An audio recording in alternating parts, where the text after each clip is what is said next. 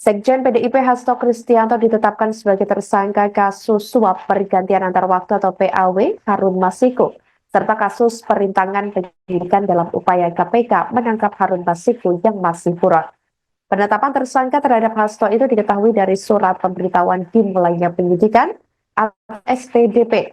Dalam konferensi pers KPK pada Selasa 24 Desember 2024, peran pertama penyuapan Hasto di kasus PAW Harun Masiku dimulai saat Hasto memindahkan posisi Harun Masiku di dapil pemilihan. Posisi Harun dipindahkan Hasto ke dapil 1 Sumsel pada Pileg 2019. Hasto juga diketahui sempat menemui ex-komisioner KPU Wahyu Setiawan pada Agustus 2019.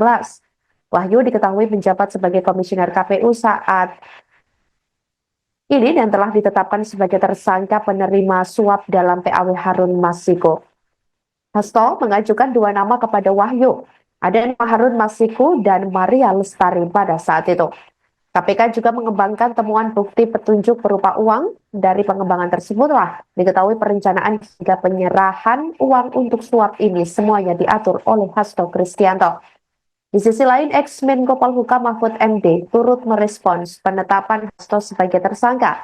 Mahfud mengatakan bahwa penetapan Hasto merupakan wewenang KPK dan hukum. Pihaknya tak berkomentar banyak dan meminta publik mengikuti saja proses hukum yang sedang berjalan. Apalagi sekjen PDIP menjadi tersangka itu Pak, kan banyak muncul pertanyaan kenapa baru sekarang setelah 4 tahun itu mungkin Bapak ada pandangan terkait? Enggak, saya tidak punya pandangan. Itu wewenang KPK, wewenang penegak hukum yang dipertanggungjawabkan secara hukum, secara transparan. Kalau itu dianggap politik ya silakan aja dipertanggungjawabkan kepada publik. Yang lain. Download Tribun X sekarang, menghadirkan lokal menjadi Indonesia.